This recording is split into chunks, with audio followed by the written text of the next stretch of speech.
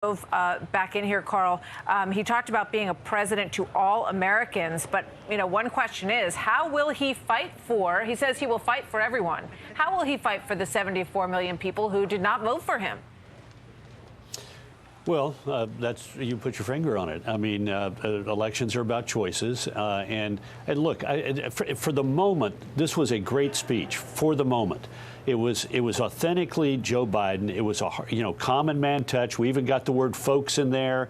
He talked about his dad sleepless at nights, worried about his family. It was a heartfelt appeal for unity, and I thought it was well delivered. And it was him. The sense we can overcome as a nation big challenges, a belief in America and America's essential goodness, a call for boldness. I thought all of that was good. It won't have the memorable lines of Lincoln's second inaugural or FDR's 33 inaugural or JFK 61 or Reagan 81, but it was for the moment exactly what I think the American people needed to hear.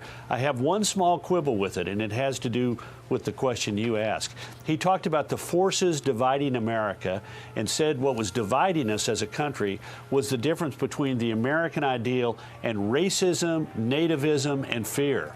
Well, I think opposition to racism, nativism, and fear is what unites Americans. I don't think this is a question of some of us believe in the American ideal and 74, the implication was 74 million people believed in racism, nativism, and fear. I don't think that's the division. It was the only quibble I'd have with the speech.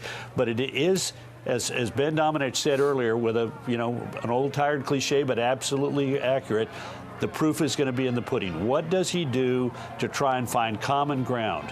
I worked for a guy whose first initiative involved two Republicans, John Boehner of the House of Representatives, Judd Gregg of New Hampshire, Republican senator, and Ted Kennedy, Democrat of Massachusetts, and George Miller, Democrat of California, working together on education reform. Where is going to be the similar opening initiative of Joe Biden? We don't know yet, but I agree with Katie.